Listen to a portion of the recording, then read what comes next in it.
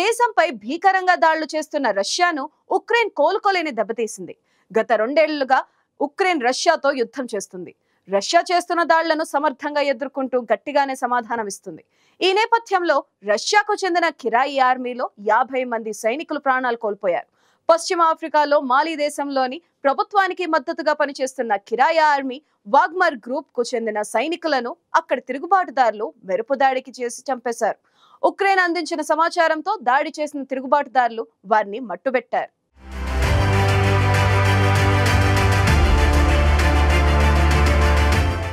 రెండేళ్లకు పైగా Russia Ukraine మధ్య యుద్ధం కొనసాగుతోంది. విరామం లేకుండా రష్యా ఉక్రెయిన్పై దురాక్రమణకు పాల్పడుతూనే ఉంది. ప్రపంచ దేశాల నుంచి ఒత్తిడి వస్తున్నా రష్యా మాత్రం దాడులను కొనసాగిస్తూనే వస్తోంది. తాజాగా యుద్ధం ఐరోపా సరిహద్దులను దాటి ఆఫ్రికాకు విస్తరించింది. పశ్చిమ ఆఫ్రికా దేశం మాలిలో మాస్కో కిరాయి సైన్యం అక్కడి తిరుగుబాటుదారుల మధ్య భీకర పోరు జరిగింది. ఇందులో వాగ్నర్ గ్రూపునకు చెందిన 50 మందిని రెబల్స్ అతి కిరాతకంగా చంపేశారు.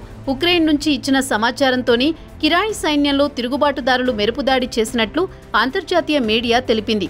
మాలి ప్రభుత్వానికి సహకరిస్తున్న రష్యా వాగ్నర్ గ్రూప్ ఆఫ్రికన్ కోర్పై గతవారం తిరుగుబాటుదారులు ఇస్లామిక్ మిలిటెంట్లు దాడి చేశారు.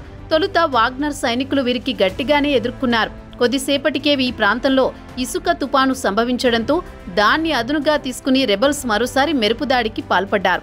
ఈ క్రమంలో కనీసం 50 మంది వాగ్నర్ సభ్యులను హత్య చేసినట్లు తెలుస్తోంది. దాడి ఘటనను ఆ గ్రూప్ తమ టెలిగ్రామ్ ఛానల్లో ధృవీకరించింది. ఎంతమంది మృతి చెందారన్నది వెల్లడించినప్పటికీ తమ వైపు భారీ నష్టం జరిగినట్లు అంగీకరించింది. మృతుల్లో కమాండర్ సెర్గీ షెవ్షెంకో కూడా ఉన్నట్లు తెలుస్తోంది.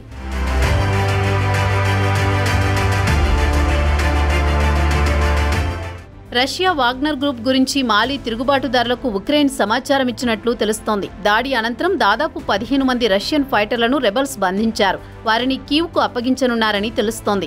వాగ్నర్ వద్ద ఉన్న యుద్ధ ట్యాంకులు, ట్రక్కులను కూడా తిరుగుబాటుదారులు స్వాధీనం చేసుకున్నారు. మాలిలో గత కొన్నేళ్లుగా మిలిటెంట్ల చొరబాట్లు, రెబల్స్ ఘర్షణలు తీవ్రంగా ఉన్నాయి. ఈ క్రమంలోనే అక్కడి ప్రభుత్వం రష్యా సాయం కోరగా 2021 నుంచి వాగ్నర్ గ్రూప్ ఆ దేశంలో పనిచేస్తోంది. ఆఫ్రికన్ కోర్ పేరుతో తిరుగుబాటుదారులతో పోరాడేందుకు మాలి ప్రభుత్వంతో కలిసి పనిచేస్తోంది. ఉక్రెయిన్తో జరుగుతున్న యుద్ధంలోనూ ఈ కిరాయి సైన్యం కీలక పాత్ర పోషిస్తోంది.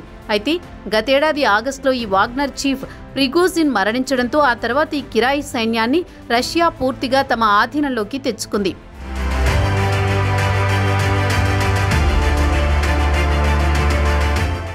ఇదిలా ఉండగా ఉక్రెయిన్తో జరుగుతున్న యుద్ధంలో కొంతమంది భారతీయులు మాస్కో సైన్యానికి సహాయకులుగా పనిచేస్తున్నారు. వీరిలో మరో వ్యక్తి ప్రాణాలు కోల్పోయాడు. భారత్లోని హర్యానాకు చెందిన రవి మౌన్ రష్యన్ ఫ్రంట్ లైన్లో పనిచేస్తూ మరణించాడు. రవాణా విభాగంలో ఉద్యోగం ఇప్పిస్తానంటూ తన సోదరుని ఓ ఏజెంట్ ఈ ఏడాది జనవరిలో రష్యా తీసుకువెళ్లినట్లు రవి సోదరుడు అజయ్ మౌన్ తెలిపారు. ఆ తర్వాత అతన్ని బెదిరించి రష్యా సైన్యంలోకి తీసుకున్నారని ఆరోపించారు. ఈ ఏడాది మార్చి 12 వరకు రవి తమతో మాట్లాడుతూనే ఉన్నాడని, వారం నుంచి యుద్ధభూమిలో విధులు నిర్వహిస్తున్నానని తమతో చెప్పినట్టు కుటుంబ సభ్యులు తెలిపారు. ఆ తర్వాత రవి నుంచి ఎలాంటి సమాచారం లేదన్నారు. చివరకు జూలై 21న మాస్కోలోని భారత ఎంబసీకి మెయిల్ చేస్తే వారు రష్యన్ అధికారులతో సంప్రదింపులు జరిపిన తర్వాత రవి మృతి చెందినట్లు తెలిపారని కుటుంబ సభ్యులు ఆవేదన వ్యక్తం చేశారు. ప్రస్తుతం రష్యన్ ఆర్మీలో దాదాపు 30 మంది వరకు భారతీయులు పనిచేస్తున్నట్లు తెలుస్తోంది. ఇటీవల రష్యాలో పర్యటించిన భారత ప్రధాని మోదీ రష్యన్ ఆర్మీలో పనిచేస్తున్న భారతీయులను తిరిగి స్వదేశానికి పంపాలని పుతిన్ను కోరారు. దీంతో ఆయన కూడా సానుకూలంగా స్పందించారు. భారతీయులను ఆర్మీ నుంచి విడుదల చేసి తిరిగి భారత్ పంపేందుకు రష్యా ప్రక్రియను ప్రారంభించింది. అయితే అంతలోనే మరో భారతీయుడు మృతి చెందడం ఆందోళన కలిగిస్తోంది. దీంతో మిగిలిన వారిని త్వరగా భారత్కు పంపించాలని వారి కుటుంబ సభ్యులు కోరుతున్నారు.